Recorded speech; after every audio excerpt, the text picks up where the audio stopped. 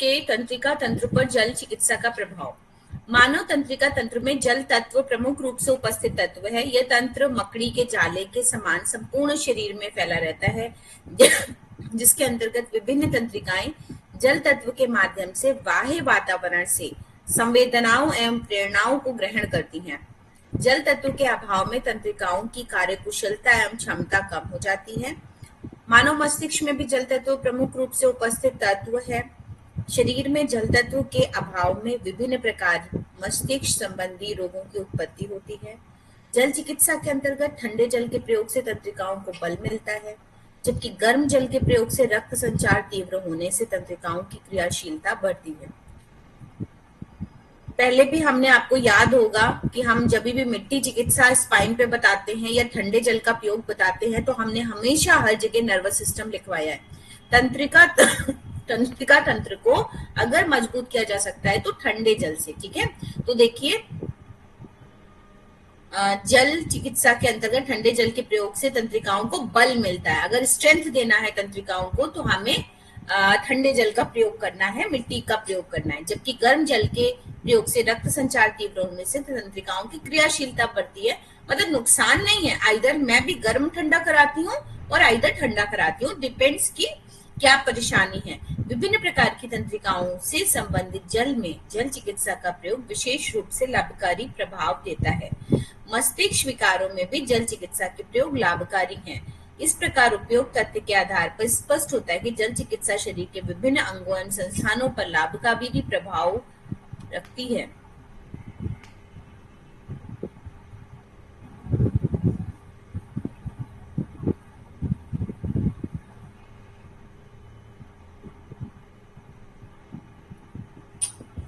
इस प्रकार उपयोग तथ्य के आधार पर स्पष्ट होता है कि जल चिकित्सा शरीर के विभिन्न संस्थानों पर लाभकारी प्रभाव रखती है, जो जल चिकित्सा के महत्व को प्रकट करता है। वास्तव में जल में शोधन अथवा शुद्धिकरण का विशिष्ट गुण होता है।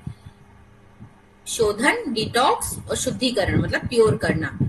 जल तत्व का ये गुण चिकित्सा के क्षेत्र में विशेष महत्वपूर्ण होता है। सामान्य रूप से विकृत आहार विहार के सेवन, अनियमित दिनचर्या एवं वायु प्रदूषण आदि कारकों के परिणाम स्वरूप शरीर में विषाक्त पदार्थ की मात्रा बढ़ती चली जाती है। इन विषाक्त तत्वों की बढ़ी हुई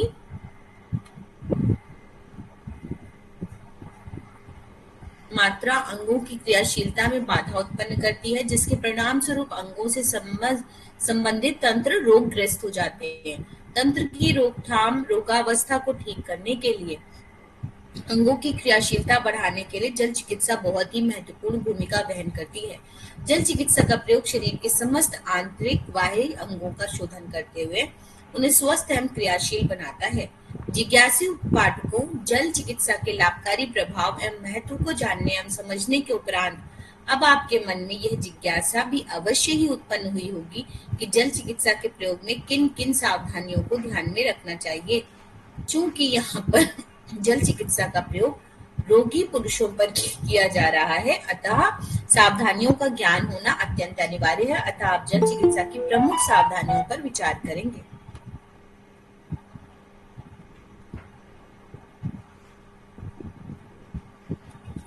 जल चिकित्सा की सावधानियां।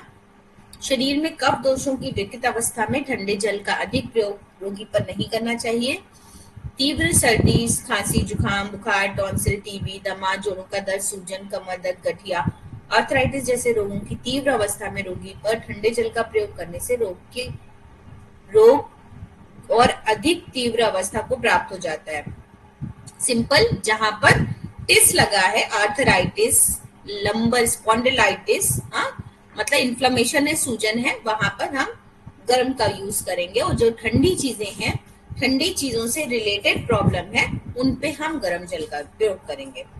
अतः इन रोगों में ठंडे जल का प्रयोग अत्यंत सावधानी पूर्वक अथवा नहीं करना चाहिए। ठंडे जल के प्रयोग से गठिया, आर्थराइटिस रोगी के जोड़ों के दर्द एवं सूजन बढ़ जाती है।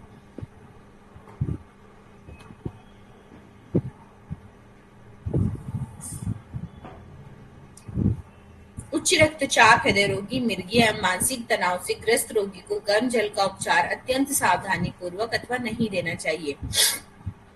इस प्रकार के रोगियों को गर्म जल का उपचार देने से रक्तचाप, हृदय गति एवं चयापचय दर असामान्य रूप से बढ़ जाती है, जिसके परिणाम स्वरूप रोगी की तीव्रता बढ़ जाती है एवं रोगी स्वयं को अधिक असहज अनुभव करने लगता है। अतः इन रोगियों को गर्म जल का उपचार नहीं देना चाहिए।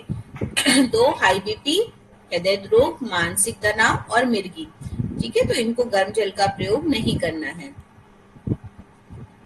यदि गर्म जल के उपचार के तुरंत बाद ठंडे जल का उपचार भी रोगी को देना है तो सदैव उपचार का प्रारंभ गर्म जल के साथ करना चाहिए एवं ठंडे जल के उपचार पूर्ण करना चाहिए, अर्थात गर्म जल के उपचार प्रारंभ करते हुए ठंडे जल के प्रयोग के साथ उपचार समाप्त करना चाहिए। तो गरम ठंडा, गरम ठंडा, गरम ठंडा, लास्ट में ठंडा। तो कभी भी ऑल्टरनेट फर्मेंटेशन करते हैं तो गर्म से शुरू करेंगे और ठंडे पे खत्म करेंगे। सिंपली जो नॉर्मली जो हम लोग रेशियो यूज करते हैं वो 5-3, 5-3, 5-3, 5-3, 4 बार 5-3 का, या कम से कम 3 बार, और आइदर 3-1, 3-1, 3-1, 3-1, मतलब 3 मिनट गर्म, 1 मिनट ठंडा। तो लास्ट में हम ठंडा ही ठंडे पे खत्म करेंगे। गर्म जल का उपचार देने में अत्यंत सावधानी रखनी चाहिए। गर्म जल का उपचार देने से पूर्व रोगी को 1 से 2 ग्लास सामान्य तापक्रम का जल पिलाकर ही उपचार देना चाहिए। इसके साथ साथ रोगी को सिर पर ठंडे जल की अच्छी मात्रा में भिगो लेने के उपरांत ही गर्म जल उपचार जैसे भाप स्नान, गर्म कटी स्नान, गर्म रीढ़ स्नान आदि देने चाहिए। क्या सावधानी रखनी चाहिए? हम हमेशा जितने भी प्रैक्टिकल हमने आपको अभी लिखा है उसमें है कि पानी पिलाकर बिठाएं, बीच में भी जरूरत हो तो पानी पिलाएं, और सिर पे ताजा पानी ठंडा स्प्लैश कर दें और गीली भीगी टॉवल रख दें। हाँ, खास तौर पे जब गर्म उपचार दे रहे हैं उस पे जरूर से ये ध्यान रखें। और उसके बाद शवासन में आराम करा दीजिए। गर्म जल का प्रयोग गर्दन के ऊपर के भाग पर नहीं करना चाहिए, विशेष रूप से सिर एवं आंखों पर गर्म जल का प्रयोग कदापि नहीं करना चाहिए। भाप स्नान जैसे गर्म उपचार में भी सिर को बाहर रखते हुए गर्मी से बचाना चाहिए। ठीक है, तो हमारे जो उस तरह के सेंटर्स होते हैं, कविता जी क्लास ले रही हूँ मैं, करती हूँ आपको, नहीं टाइम निकाल पाई। ठीक है, हाँ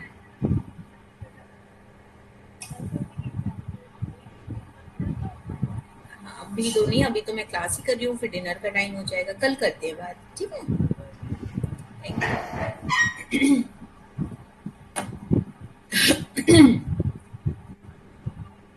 तो शवासन में आराम करना चाहिए।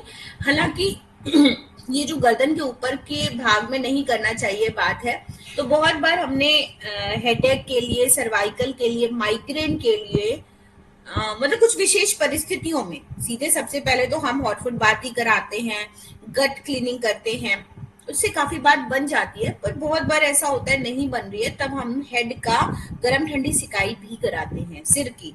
तो मुझे फायदा मिला है, लोगों का जो रिजल्ट है अच्छा मिला है।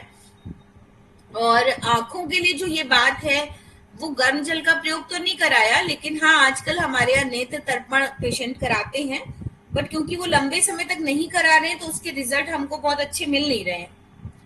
अब क्या हो रहा है पता नहीं, पर 2 पेशेंट आए और उनको हम लोगों ने 5-6 दिन दिया होगा नेत्र तर्पण, लेकिन शायद रोशनी बिल्कुल चली गई है, डॉक्टर्स ने पूरी तरह जवाब दे दिया है। और मेरा मन था वो त्राटक और ब्रीदिंग और इस तरह की चीजें और करें, पेट का एसिडिटी और कफ ठीक करें। बहरहाल मेरा उस पर रिसर्च नहीं है तो मैं नहीं कह सकती। गर्म जल का प्रयोग तो उसमें गुनगुना तेल ही आंखों पे डाल रहे हैं। इनफैक्ट मैंने जब कराया नेत्र तर्पण पहले अपने क्लिनिक में ही कराया, अपने ही स्टाफ से, इसके बाद ही हम किसी को हाथ लगाने देते हैं, तो वो भी गुनगुना ही था।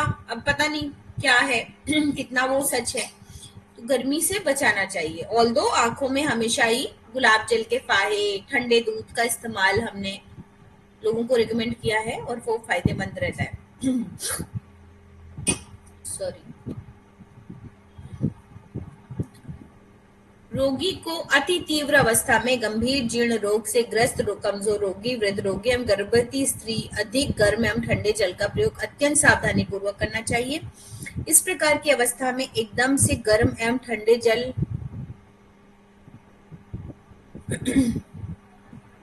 का प्रयोग अत्यंत इस अवस्था में स्टीम बाथ में भी सिर को बाहर रखते हैं। जीर्ण रोग से ग्रस्त, कमजोर रोगी, वृद्ध रोगी, गर्भवती स्त्री पर अधिक गर्म एवं अधिक ठंडे जल का प्रयोग नहीं करना चाहिए। इस प्रकार की अवस्था में एकदम से गर्म ठंडे जल रोगी पर नहीं करने चाहिए। ठंडे जल के प्रयोग करने से पूर्व शरीर को थोड़ा गर्म एवं ऊर्जावान बनाकर ही हम लोग पढ़ चुके हैं सनबीम थेरेपी में। पहले हम शरीर को गर्म करेंगे और बेडशीट पैक के लिए तभी तैयार करेंगे। इसीलिए जब आप सो के उठे, बॉडी एकदम ठंडी है, एसी में सो रहे हैं और फिर ठंडे पानी से नहा रहे हैं, नहीं करना है। तो ऐसा ध्यान रखें कि आइदर एसी का इस्तेमाल ना हो रहा हो, शरीर गर्म हो, शरीर पसीने से नहाया हो, आइदर आप उसके बाद थोड़ी एक्सरसाइज करें, वॉक करें। तो ये सब जो आज का लाइफ स्टाइल है उस पर बड़ा नेचुरोपैथी सेट करने के लिए बड़ा ध्यान रखना है। अगर आप विशुद्ध प्राकृतिक चिकित्सा कर रहे हैं और साथ में वेस्टर्न लाइफ स्टाइल भी रख रहे हैं, तो फिर आप उसका फायदा नहीं उठा पा रहे, आपको उल्टा नुकसान ही हो रहा है। ठंडे जल के उपचार के उपरांत रोगी को रोगी को एकदम से आराम नहीं करना चाहिए। प्रति रोगी को कुछ समय टहलना अथवा भ्रमण करना चाहिए। अब इसका प्रयोग हमने थोड़ा सा वेरिएशन करके इस तरह कराया कि अगर हमने किसी को हिप बाथ मतलब कटी स्नान नॉर्मल पानी का दिया, क्योंकि जब आप ऑनलाइन किसी कोई घर बैठे चिकित्सा कर रहा है और आप उसको सिखा रहे हैं, तो आप मेरे क्लिनिक में जैसे 2 टब हैं कटी स्नान के, गर्म ठंडा जगह है, पर अगर मैं घर में चाहूं तो मैं एक ही टब का इस्तेमाल कर पाती हूँ। तो फिर मैं दूसरों को यही बताती हूँ कि एक टब में बैठ के मतलब नॉर्मल पानी में बैठेंगे तो क्या करेंगे, कुछ समय के लिए टहलेंगे। तो या मैं टहलने को, वॉक करने को कहती हूँ, या मैं एक्सरसाइज करने को कहती हूँ, कम से कम 15-20 मिनट एब्डोमिनल एक्सरसाइज खास तौर पे। तो उसके रिजल्ट्स मैंने बहुत अच्छे देखे, इवन अपने ऊपर देखे। तो ये क्या था, ताजे पानी में अगर हम ताजे पानी, ठंडे पानी का यूज कर रहे हैं तो हम टहला दे रहे हैं। अगर आप इसको बहुत पुराने समय से जोड़ें तो क्या होता था पुराने समय में कि लोग नदी नाले तालाब पोखरे में स्नान तो करते थे, पर वो घर से नंगे पैर जाते थे, और जो तालाब है, नदी है, वो बिल्कुल से घर के बगल में तो नहीं होती थी। तो और पहले वो उनके पैर पानी में जाते थे, फिर वो आचमन करते थे, थोड़ा थोड़ा नहाते थे, हाथों को पैरों को भिगोते थे और फिर वो डुबकी लगाते थे। तो नहाने का जो ये बहुत धीरे धीरे छोटा सा साइंस है, पर ध्यान से समझिए, और फिर वो ठंडे जल से निकल के घर तक आते थे, ऐसा नहीं होता था। तो अभी क्या कर रहे हैं, बिल्कुल ठंडे एटमॉस्फेयर से एसी चल रहा है, निकले फिर नहा लिए, और फिर इसके बाद कुछ नहीं करना, नहा लिए तो उस पे वह चलना नहीं है। तो बॉडी को वापस से वार्म करना है।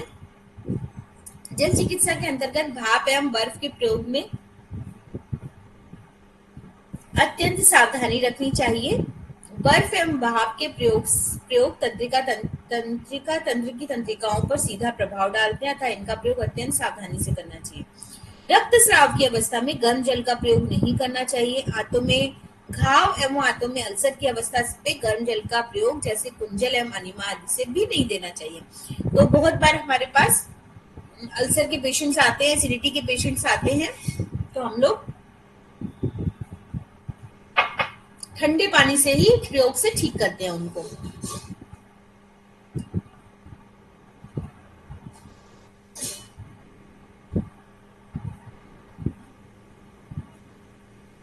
गर्म जल के अधिक लंबे समय तक प्रयोग करने से त्वचा की सबसे बाहरी परत को हानि पहुंचने लगती है।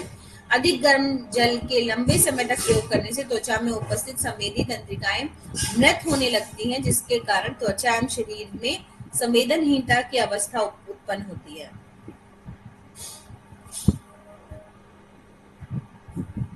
इसीलिए क्या करते हैं कि अगर आपने वार्म बाथ दिया है या स्टीम बाथ दिया है तो तुरंत नहाने की बात कही गई है।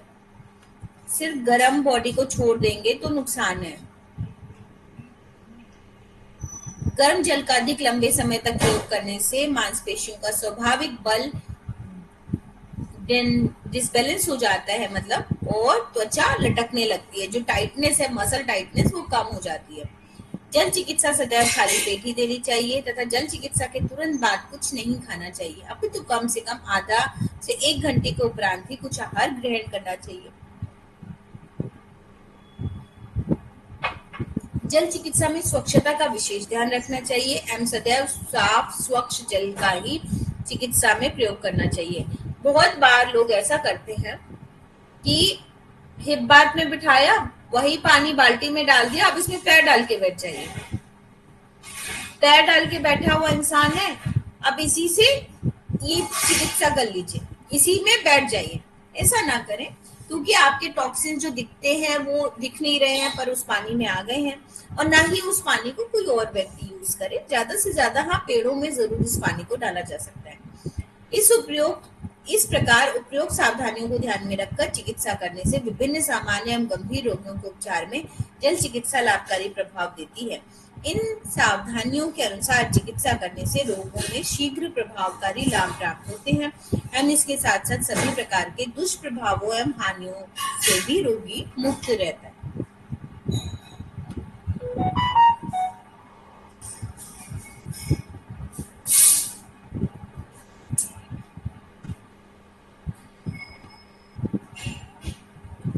जल के 3 विशिष्ट गुण हैं। रक्त में विद्यमान विकृत पदार्थों को घुलाना, घुले हुए का निष्कासन, स्वच्छ रक्त का संचालन एवं शरीर को बल प्रदान करना। इसके लिए उन्होंने निम्नलिखित प्रयोग प्रस्तुत करे हैं। गीली घास पर, गीले पत्थर पर ओस से भीगी या वर्षा से गीली रेत या जमीन पर ताजी पड़ी बर्फ पर नंगे पांव टहलना। और इसके लिए क्या बना दिया रिचुअल्स में, सभी को पता है ना, जब हम लोग किसी भी मंदिर, मस्जिद, गुरुद्वारे या अपने स्पिरिचुअल आध्यात्मिक जगह पर जाते हैं दर्शन के लिए, तो पहले पानी से होकर गुजरते हैं, है ना। कहीं पानी का कोई ऐसी घाटी आएगी, कहीं पर थोड़ा सा पानी से गुजर के जाना पड़ता है, तो अपने आप ही चिकित्सा हो जाती है। ठीक है, टॉक्सिन्स निकल जाते हैं, रक्त संचालन तीव्र हो जाता है, शरीर को बल प्रदान होता है। पैरों और हाथों को शीतल जल से धोना, घुटनों पर धार से पानी डालना अर्थात अभिसिंचन करना। प्रत्येक ठंडे जल के प्रयोग के बाद व्यायाम या श्रम के द्वारा शरीर में गर्मी लानी चाहिए। भारत में जल चिकित्सा लुई पुणे की पुस्तक न्यू साइंस ऑफ हीलिंग के साथ आई। उनका मत था कि सभी रोगों का कारण एक, उनकी चिकित्सा एक, सभी लोगों का कारण एक और निवारण भी एक, है ना। उन सभी की चिकित्सा एक है। New science of healing by Louis पुणे। उन्होंने स्नान, वाप स्नान आदि स्रोतों पर विशेष बल दिया, आदि स्नानों पे विशेष बल दिया।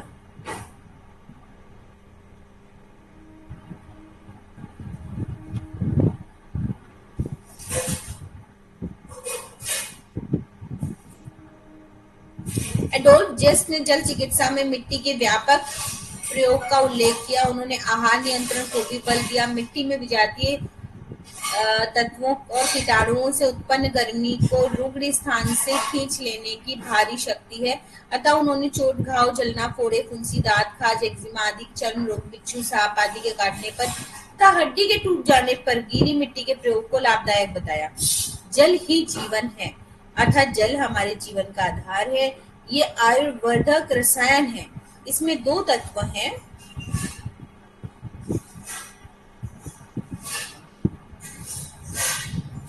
मुख्य रूप से H2O मतलब हाइड्रोजन, और हाइड्रोजन को सोम कहा गया, और ऑक्सीजन मतलब अग्नि। अतः जल दोषनाशक और शोधक दोनों हैं। वैज्ञानिकों ने मानव शरीर तथा उसके विभिन्न अंगों के विशेषण द्वारा बताया,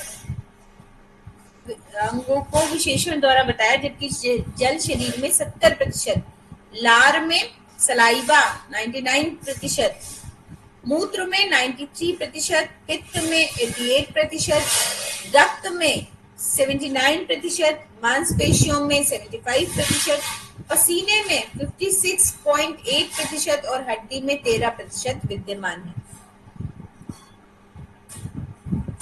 अतः शरीर में जल का संतुलन बनाए रखना आवश्यक है, अन्यथा विभिन्न रोगों का जन्म होता है।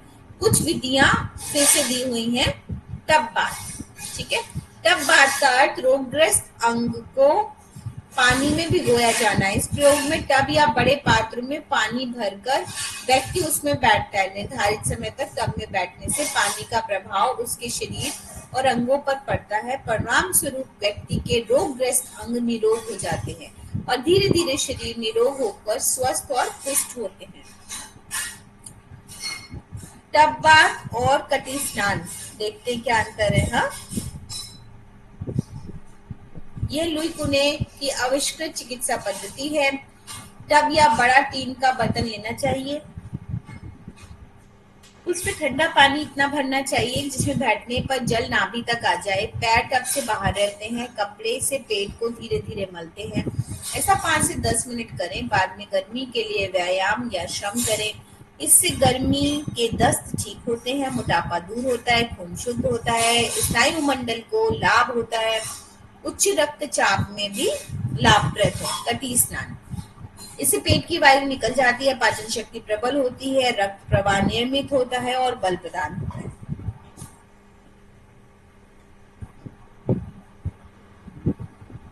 पाद स्नान, इसके लिए पिंडलियां घुटने तक गहरे ठंडे पानी में 1 से 3 मिनट तक खड़ा होना होता है। इससे शरीर में ताजगी आती है और शक्ति बढ़ती है। जैसे कि मैंने बताया कि हर जगह पर इस तरह की चीजें बनाई जाती हैं कि आप इनसे होकर के ही थोड़ी देर रुके और इनसे होकर के ही आप कहीं भी दर्शन के लिए जाएं। इससे नाड़ी दुर्बलता, रक्ताल्पता, सिर और गर्दन के रोग, व्रण, घाव, संधिवात, गठिया, पैरों के समस्त रोग दूर होते हैं। तो आप कहीं से चल के आए, शरीर गर्म है, फिर आपने ताजे पानी का स्पर्श किया और फिर से आप चले, तो इस तरह के लॉजिक्स के साथ ही पूरा आध्यात्म समाया हुआ है कि आप स्वतः स्वस्थ हो जाएंगे। अर्ध स्नान टब में बैठने पर जल पेट तक पहुंचे, पानी ठंडा होना चाहिए, 1 मिनट में 3 मिनट तक करें, इससे अधिक नहीं। इसमें शरीर के निचले भाग की विकृतियां और रोग समूह नष्ट होते हैं। इसमें आंतें बलिष्ठ होती हैं, शक्ति की वृद्धि होती है, बवासीर, वायु, उदरशूण, हिस्टीरिया आदि रोग नष्ट होते हैं। सहजधारा स्नान एवं फव्वारे का स्नान शरीर की शीतलता लाने के लिए उत्तम साधन है। अभी नाभि तक नहीं, पेट तक लिया है, तो अर्ध स्नान हो गया।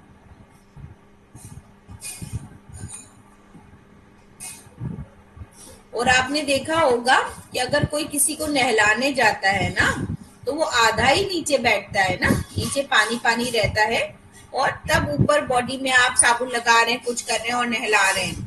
घुटनों पर धारापात, घुटनों पर धारापात, कुर्सी पर बैठकर दोनों घुटनों पर टोटी वाले बर्तन से 2 से 10 मिनट तक धार से पानी डालना चाहिए। फादर नाइट की इस विधि की बहुत प्रशंसा की गई। इसमें पैर में रक्त की कमी, कमजोरी एवं पैर की सभी बीमारियों में विशेष लाभ होता है। 2 से 10 मिनट तक घुटने पर पानी डाला जाए। एनिमा, तो अभी क्या कर दिया गया है, और जगहों पर आप जाएंगे तो जी औषधियों वाला पानी डाल रहे हैं। तो ऑल्दो पानी में अपने आप में बहुत अच्छा फायदा है, बट क्योंकि सबको थोड़ा पैसे भी बनाने हैं, इसलिए उसमें कुछ ना कुछ कर देंगे।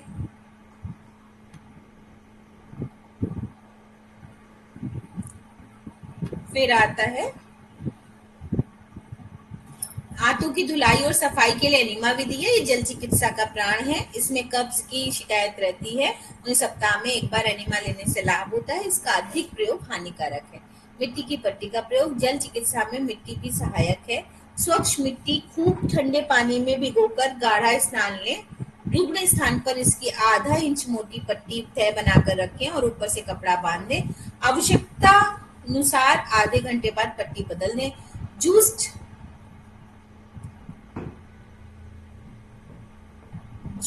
का कथन है कि गीली मिट्टी की पट्टी चोट, घाव, आग से जलने, फोड़े, फिंसी, दांत, खाज, एक्जिमा, बिच्छू आदि के काटने पर विशेष लाभप्रद है। पेट पर मिट्टी की पट्टी बांधने से ज्वर, दस्त, हैजा, बवासीर, पेचिस, कब्ज आदि ठीक होते हैं। यह भोजन से 1 घंटे पूर्व या 2.5 घंटे बाद बांधनी चाहिए। फिर बात है उषापान। सब हम लोग बड़े लेवल पे एलाबोरेट करके पढ़ चुके हैं। प्रातः उठते ही शौच से पूर्व 1 गिलास ठंडा पानी पीना चाहिए। अब देखो, ठंडा पीना है, तांबे का पीना है कि गुनगुना पीना है, ये डिपेंड करता है कि आप मौसम किस तरह का है और आपके शरीर की अवस्था क्या है, प्रकृति क्या है। पर सबसे इम्पोर्टेंट क्या है कि अगर आप इसके 1 घंटे तक कुछ और ना खाएं कि तुरंत अभी तो पानी पिया फिर चाय पी ली, 1 घंटे तक सुबह सुबह सूर्योदय से पहले का पानी बिना ब्रश किए जब पिया जाए तो उसमें 1 घंटे का गैप दिया जाए। फेफड़े और दिल स्वस्थ होते हैं, शरीर में स्फूर्ति आती है, आंखों की ज्योति बढ़ती है और मनुष्य दीर्घायु होता है। 9th, तैरना।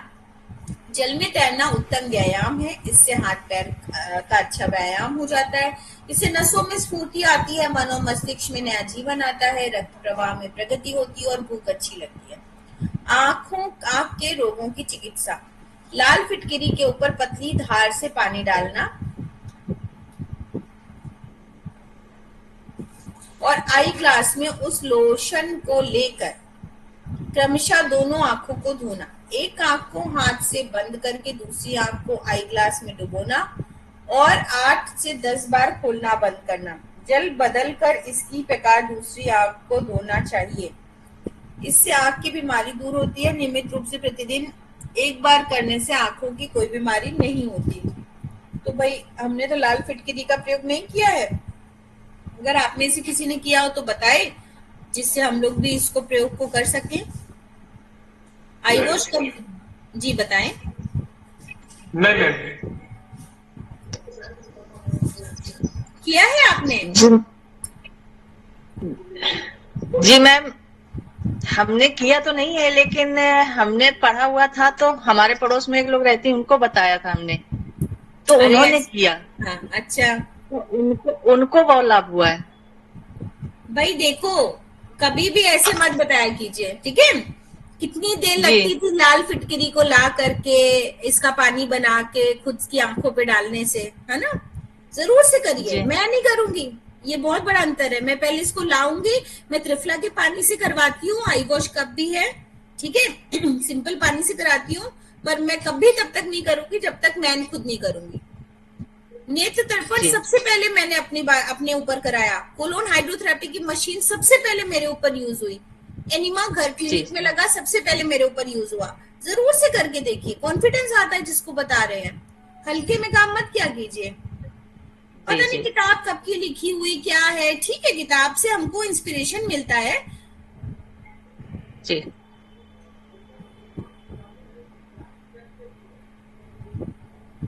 हमारे यहाँ भी एक BNYS किया हुआ स्टूडेंट इंटर्न के लिए आए थे, 5.5 साल वाला। वो अपना अलग ही लेवल का उनको कॉन्फिडेंस होता है, नहीं हमने तो BNYS किया है।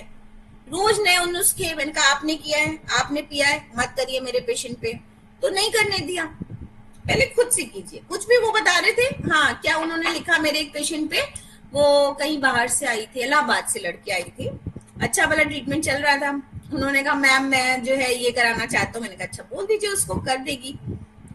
मनीष आचार्य जो आजकल बताते हैं लीवर डिटॉक्स के लिए, कि उसके बाद जो रात में जूस पिएंगे पाइनएप्पल या किसी भी फ्रूट जूस का, उसमें ऑलिव ऑयल डाल के पिएंगे, ठीक है, पी लेंगे और फिर उसके बाद कुछ नहीं खाएंगे पिएंगे। और कुछ ऐसे था 4 बजे से कुछ नहीं खाना पीना, ऐसे भाई उन्होंने लिख के समझा दिया। उसको इतनी वोमिट हुई, इतनी तबीयत खराब हो गई उसकी कि पूछिए ना। मैंने कहा क्यों नहीं फोन किया मुझे, मैम बहुत रात हो गई थी, हम लेट हो गए थे, 9 साढ़े 9 बजे पिया था मैंने। कभी पी के देखा है ऑलिव ऑयल इतना सारा और जितना वो, कि कैसा फील होता है? यूरिन थेरेपी मैंने 2 बार ट्राई की, मुझे नहीं सूट करती है तो मैं किसी को नहीं लिखती, किसी कीमत पे नहीं लिखती, होता होगा फायदा। गार्लिक नहीं सूट करता मुझे, जब मैं नहीं खा पाती हूँ गार्लिक तो मैं नहीं बताती, कभी नहीं लिखती, और बहुत बार मुझे बंद कराना पड़ता है पेशेंट का। तो कभी ऐसा मत कीजिए, क्योंकि जो दिख रहा है जरूरी नहीं शरीर की तासीर वो हो, और अगर तासीर वो नहीं है तो उसको बहुत नुकसान होएगा। और सबसे अच्छा क्या होता है, बिल्कुल सादा उपवास करा के फल मीठे खिला के ठीक कर ले जाना।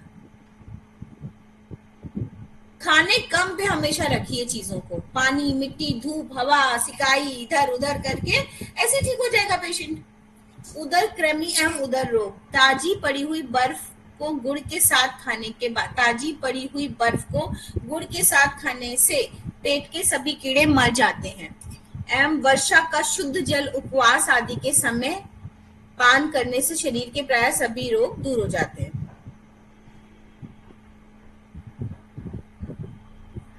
अच्छा, अब ये भी देखिए, हमने बर्फ और कभी गुड़ कभी ना सुना है ना खाया है। अब ये प्रयोग भी आप में से भी कोई करे और हम लोग भी करें तो ऐसे तो नहीं पता, लेकिन हाँ आपके पेट को अच्छा जरूर लगना चाहिए कि कृमि थे कि नहीं थे और कितने मरे, ये तो नहीं पता, लेकिन हाँ क्या कॉन्सेप्ट है मुझे नहीं पता। तो बहुत सारे नुस्खे ऐसे हैं ना कि उधर कृमियम उधर रोग। ये हो गया ज्वर ताप। ज्वर का ताप अधिक होने पर रोगी के माथे पर शीतल जल की पट्टी रखने से ताप न्यूनतम हो जाता है और उसकी बेहोशी आदि दूर हो जाती है। गीली मिट्टी की पट्टी भी ज्वर का ताप कम करती है। ठीक है, ये बात तय है, चाहे आप चंदन लगाइए चाहे गीली पट्टी रखिए माथे पर, और माथे को ठंडा करना ही पड़ेगा। स्वप्न दोष, कुस्वप्न और स्वप्न दोष आदि के निवारण के लिए सोते समय शीतल जल से पैरों को धोना बहुत लाभदायक होता है। मूत्रेंद्रियों को जल से धोने से भी रोग दूर होते हैं। क्या कहते हैं इसको बताइए, कोई नाम है इस स्नान का? सिट्स बात। हाँ, मेहन स्नान। सिट्स बात नहीं, सिट्स तो कटी स्नान का ही रूप है। अगर कमर तक पानी है नाभि तक तो अर्ध स्नान, नाभि से नीचे कटी स्नान, और नीचे एनस का हिस्सा सिर्फ डूबा हुआ है जो सिस्टम पे ही रख दिया जाए तो सिट्स बात। ठीक है, और अगर सिर्फ जेनाइटल ऑर्गन्स, सिर्फ मूत्रेंद्रियां, मूत्र मतलब जहां से आ रहा है, ठीक, एनस नहीं। अभी क्या है, एनस और यूरिन, यूरेथ्रा दोनों डिप थे, ठीक, सिट्स बात में। यहाँ पे सिर्फ यूरिन को वॉश कर रहे हैं 2 मिनट तक, यूरेथ्रा को, चाहे फीमेल हो चाहे मेल, 2 मिनट तक, वो है मेहन स्नान। सारी बॉडी सूखी है, हाथ भी सूखा है, तो चाहे पानी मग से डाला जाए जेनाइटल ऑर्गन्स पे और चाहे हैंड शावर का इस्तेमाल किया जाए, और बहुत सॉफ्ट कपड़े से मुलायम हिस्से को, चाहे मेल हो चाहे फीमेल, चाहे स्त्री चाहे पुरुष, मात्र 2 मिनट के लिए यदि पानी डाला जाता है, खाना खाने के बाद नहीं करना है, नहाते समय नहीं करना है, तो वो उसको हम मेहन स्नान कहते हैं। बहुत बहुत फायदेमंद नर्वस सिस्टम डिसऑर्डर में, लेकिन लोग इतनी सी काम भी नहीं करते और ठीक भी नहीं होना चाहते। सॉरी।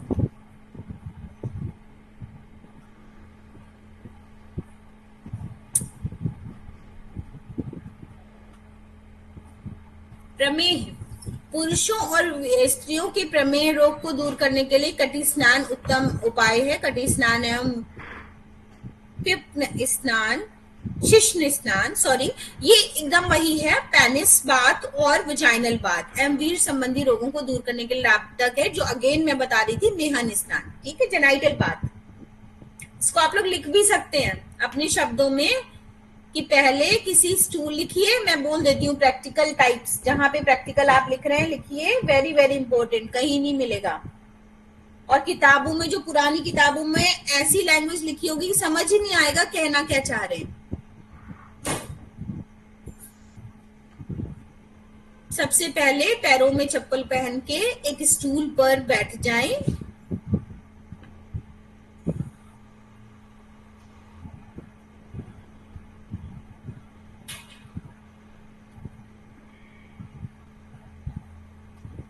हैंड शावर का इस्तेमाल करेंगे या आधी बाल्टी पानी भर के बगल में रख लें। महिलाओं के लेबोरिया माइनोरा, जो 2 लिप्स के बीच के छोटा लिप होता है जहां से बाथरूम की जाती है, उस हिस्से को मुलायम एकदम सूती रुमाल से बाएं हाथ से पोंछते जाएंगे और दाहिने हाथ से मग से पानी डालते जाएंगे। पैर फैला के रखेंगे, पैरों में चप्पल रहेगी, तो ध्यान रहेगा कि कोई भी शरीर का दूसरा अंग पानी से नहीं भीगे। पुरुषों में पेनिस यानी शिश्न का अगला हिस्सा हटा करके जो मुलायम हिस्सा है उस पे इसी तरह पानी डालेंगे और उसको सॉफ्ट कपड़े से रगड़ते रहेंगे। रगड़ना मतलब बहुत सॉफ्ट मुलायम, उस पर पानी डालेंगे। क्या प्रिकॉशन है, क्या सावधानी है, सावधानी लिखिए। 2 मिनट से ज्यादा नहीं करना है। शरीर का पैर और बाकी चीजें सूखी रखनी है।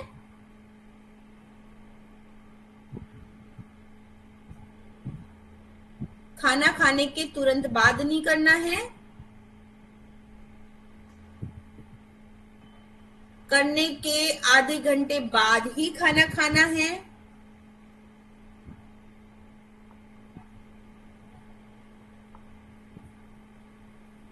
नहाने के साथ नहीं करना है।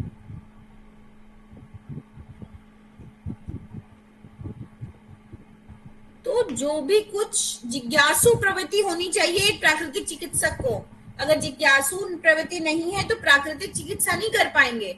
आप में से छोटा बड़ा जो पढ़ रहे हैं, जरूरी नहीं है कि जब हमें परेशानी होगी तब हम इसको करेंगे। दुनिया भर के काम हम सभी लोग कर लेते हैं। हाँ, कोई भी दवा खा लेंगे तब नहीं सोचेंगे, पिज्जा बर्गर खा लेंगे तब नहीं सोचेंगे। एक इतनी सी चिकित्सा करने के लिए 10 बार सोचते हैं कि अरे हमको, अरे करे ना करें, क्या होगा क्या नहीं होगा। पता तो चलना चाहिए ना कैसे करेंगे। मैं इतना इसलिए बता पा रही हूँ क्योंकि करते हैं, कर चुके हैं। जरूरत हो ना हो करनी है, देखनी है, समझना है। चले, आपके ऊपर है। आप लोग कोई भी प्रैक्टिकल नहीं करते, भेजते नहीं है, अच्छी बात नहीं है ये। चर्म रोग, वर्षा के स्वच्छ जल में स्नान करना और रोगग्रस्त अंग पर शीतल जल की धार डालने से चर्म रोग नष्ट होते हैं। बड़े सेटअप में जिंदल, आरोग्य मंदिर, हाँ बहुत बड़े बड़े सेटअप में तो सब कोई ठीक कर ले जाएगा। छोटी चिकित्सा में बिना पैसों की चिकित्सा से, अपनी समझ बूझ से बीमारियों को ठीक कर ले जाए, वही बड़ा प्राकृतिक चिकित्सक है। मैं तो ये समझती हूँ। जब मेरे पास कैंप में कोई पान की गुंटी लगाने वाला, कोई चाय बेचने वाला आता है और मैं कोई छोटी सी चिकित्सा, छोटा सा उसमें परिवर्तन करके वो कल को आता है, पैर छूता है, तारीफ करता है, मुझे बड़ा अच्छा लगता है। क्लिनिक में आके 15,000 लेके तो हम वैसे ही ठीक कर ले जाएंगे। तो ये छोटी छोटी चिकित्सा पद्धतियां हैं जो अपने ऊपर कभी करके देखी है, कॉन्फिडेंस है कि ये व्यक्ति का इतना पॉकेट अलाउ करता है, ये कर ले जाएगा, हम उसको बताते हैं, उसको फायदा होता है। वर्षा के स्वच्छ जल में स्नान करना और रोगग्रस्त अंग पर शीतल जल की धार डालने से चर्म रोग नष्ट होता है। जलपान, आधुनिक चिकित्सा शास्त्रियों का मत है कि पर्याप्त मात्रा में जल ना पीने से मनुष्य को सैकड़ों रोग हो जाते हैं। अतः प्रत्येक मनुष्य को दिन भर में कम से कम 2 लीटर पानी पीना चाहिए। जल शरीर के अंदर सभी दूषित तत्वों को बाहर निकाल देता है और शरीर को स्वस्थ रखता है। इस प्रकार विभिन्न रंग की बोतलों में सूर्य की किरणों में रखा हुआ जल औषधि के रूप में हो जाता है। यह विविध रंगों की चिकित्सा के काम आता है।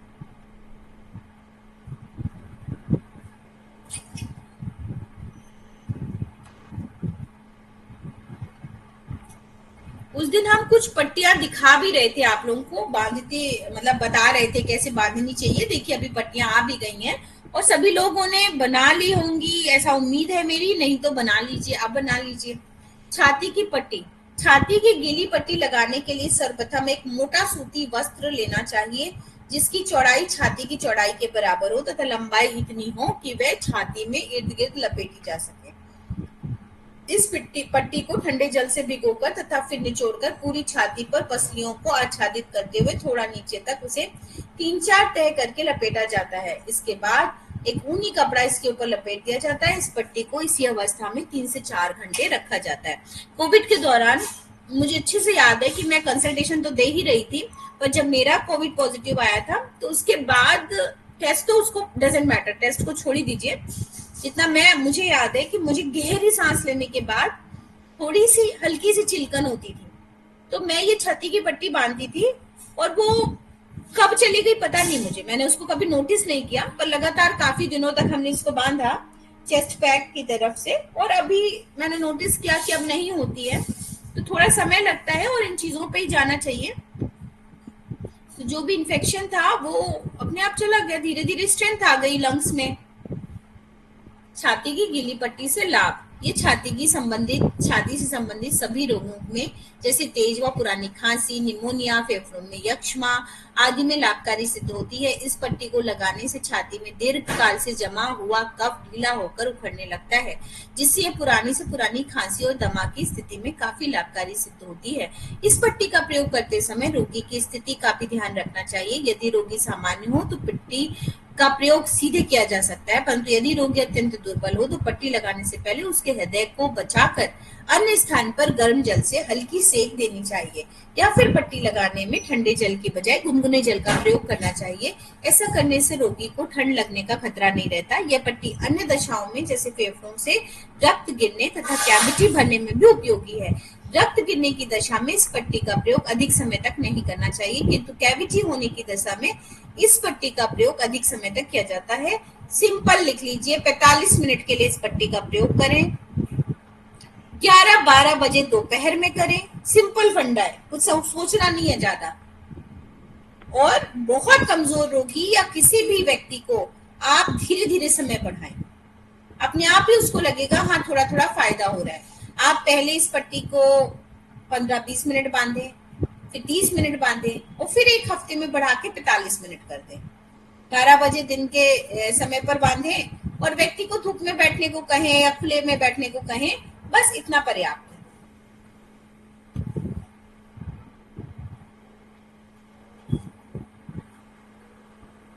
धड़ की पट्टी क्या कहती है? गर्दन की पट्टी के लिए सारी गर्दन हाथ व तौलिए से भिगो दी जाती है। उसके बाद सूखे मोटे लेनिन के पट्टी गर्दन के चारों ओर सावधानी से 4-5 बार लपेट देते हैं ताकि बाहर की हवा भीगे भाग तक ना पहुंच सके। दूसरा तरीका यह भी है कि मुलायम तौलिया लपेट देते हैं, फिर उसे गीले सूखे तौलिए से ढक देते हैं। ध्यान रहे कि हवा अंदर न जाने पाए। पट्टियों का उद्देश्य किसी विशेष भाग की ओर रक्त का अत्यधिक एवं अनियमित रूप से प्रभावित होना बंद करना है। किसी विशेष स्थान के रक्त को हटाना एवं अत्यधिक ताप को दूर करना होता है। पर अधिक देर की पट्टी से रक्त का प्रवाह उष्णता के कारण अधिक हो जाता है और लाभ के स्थान पर हानि होती है। हर आधा घंटे बाद इस क्रिया को कर सकते हैं या दिन में 2-3 बार टुकड़ों में भी इसका प्रयोग गले में प्रदाह, निगलने में कठिनाई, सिर के विकारों में भी करते हैं। ठीक है, इसी को ध्यान में रखते हुए हमने मिट्टी की वो पुल्टिस बनाई थी गले के लिए, क्योंकि जब लोगों को कहो ना सिर्फ गीली पट्टी बांध लीजिए और ऊपर से सूखी पट्टी और इससे फायदा होगा, तो लगता नहीं उनको फायदा होगा। तो उसमें हमने मुलेठी और बहुत सारी हर्ब्स को डाल के ऐसे स्टिच किया, गीला करके उसको बांधना था, बट वो बहुत ही उस पे हम काम नहीं कर पाए अभी कॉमर्शियल उस पे पुल्टिस ऐसे, और एक पुल्टिस वो वेस्ट हो जाएगी, उसकी कॉस्ट ज्यादा आ रही थी, मेहनत ज्यादा थी। पर लॉजिकली हमारा दिमाग इसी पे जा रहा था कि एटलीस्ट वो गीला करके उसको गले पे लगाएं, पर सीधे सीधे पानी से लगाएंगे तो ये लोग बोला रहे क्या ही ठीक होंगे, तो वो लगाते नहीं है। इनडायरेक्टली डायरेक्टली ऐसा मन था। खैर वो अभी प्रोसेस में है, जैसे बहुत सारी चीजें बना रहे हैं हम लोग, तो ये भी बना ही ले जाएंगे। पैरों की पट्टी, ये पट्टी सदैव सहायक प्रयोग का काम करती है। इसका कार्य अन्य प्रयोगों में मदद हेतु होता है। इसको प्रमुख 2 भागों में बांटते हैं। पैर के निम्न भाग की पट्टी, इसके प्रयोग के लिए मोजे पानी में बहुत बहुत काम की चीज है ये और बहुत फायदा करती है। इस प्रयोग के लिए मोजे पानी में भिगोकर निचोड़कर पहन लेते हैं, ऊपर से ऊनी मोजे पहनकर कंबल ओढ़कर लेटते हैं। इसके स्थान पर 1 मीटर लंबी लेनिन कपड़ों की पट्टी आधे सिरके तथा आधे पानी में भिगोकर निचोड़ लेते हैं। निचोड़कर उसे पैर के निम्न भाग पर लपेट देते हैं। उसके ऊपर सूखा या गर्म पट्टी लपेट देते हैं। सुविधा न होने पर कोई गर्म कपड़ा डालकर कंबल ओढ़कर लिटा देते हैं। इस उपचार की अवधि 1 से 1.5 घंटे होती है, तो जनरली 45 मिनट के आसपास। इस उपचार की अवधि 1 से 1.5 घंटे होती है, पर उष्ण होने पर पट्टी बदल देते हैं। इसका प्रयोग फेफड़े की सूजन, आंतों की सूजन में करते हैं। जब विजातीय तत्व द्रव्य पैरों से निकालना हो तो ये पट्टी बहुत सहायक है। पैर स्नान और इसमें भेद है। पैर स्नान अल्प होता है, उसका प्रभाव भी सीमित होता है। यद्यपि ये सच है कि उससे पैरों में गर्मी आती है और उस क्षेत्र का रक्त संचार भी बढ़ता है। सॉरी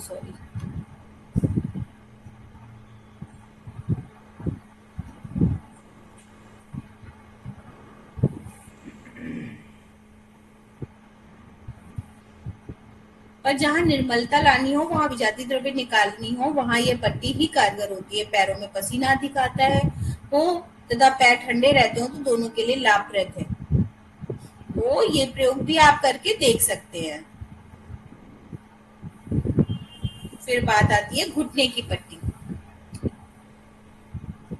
घुटने की पट्टी क्या है? यह पट्टी जैसा कि नाम से स्पष्ट है, घुटने के 4 ऊपर और 4 नीचे का हिस्सा, 4 अंगुल मतलब, इसमें शामिल होते हुए पट्टी लपेटते हैं। यथासंभव उसमें आधा आधा ऊपर नीचे बढ़ा हुआ ऊनी पट्टी लपेट देते हैं। इसकी अवधि भी आधे घंटे से 1.5 घंटे तक होती है। पर यदि 1.5 घंटे के प्रयोग हो तो बीच में पट्टी बदल देते हैं। संग्रहित गैस को निकालने का कार्य करती है। इसका प्रभाव घुटने तक पानी में खड़े रहने से भिन्न है, क्योंकि वह एक सुदृढ़ीकरण के प्रयोग में होता है, पर इसका प्रयोग विजातीय द्रव्य को निकालने हेतु किया जाता है। ठीक है, तो ये भी फायदेमंद है। और हम अपने क्लिनिक में घुटने के ट्रीटमेंट के लिए एक दिन बैंडेज, एक दिन हॉट एंड कोल्ड फर्मेंटेशन, एक दिन पोटली सिकाई, ये लेके चलते हैं और अच्छे रिजल्ट्स हैं घुटने के। हालांकि इसके साथ एक्यूप्रेशर मसाज एडेड है, जिसका बहुत बड़ा कमाल रहता है। निचले भाग की पट्टी, इसका प्रयोग टांगों और निचले भाग में कष्ट के निवारण हेतु करते हैं। ये बाह के मूल से शुरू होकर पैरों तक पहुंचाती है। ये कंधे और भुजाओं को स्पर्श नहीं करती।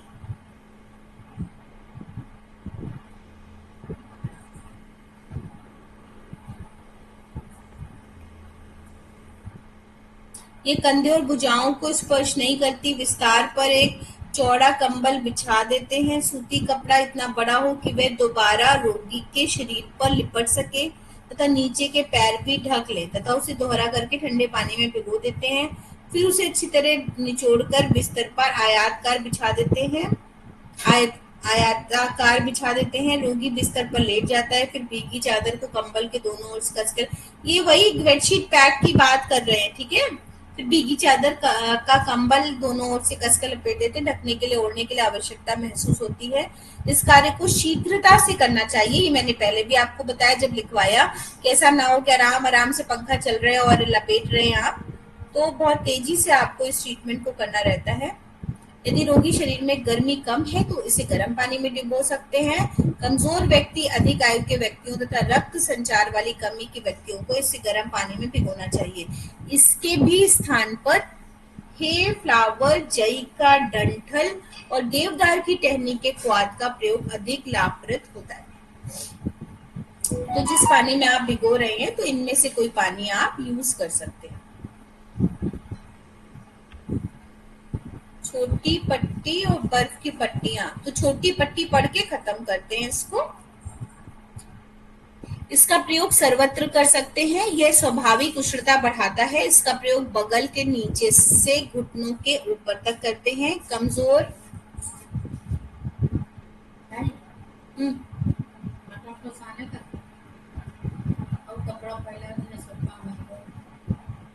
ठीक है, मम्मी को बोल दो। इसका प्रयोग सर्वत्र कर सकते हैं। ये स्वाभाविक उष्णता बढ़ाता है। इसका प्रयोग बगल के नीचे से घुटने के ऊपर तक करते हैं। कमजोर, वृद्ध तथा अल्प रक्त वाले इसका प्रयोग गर्म पानी जैसे जई के डंठल का क्वाथों में भिगोकर करने से दूना लाभ देते हैं।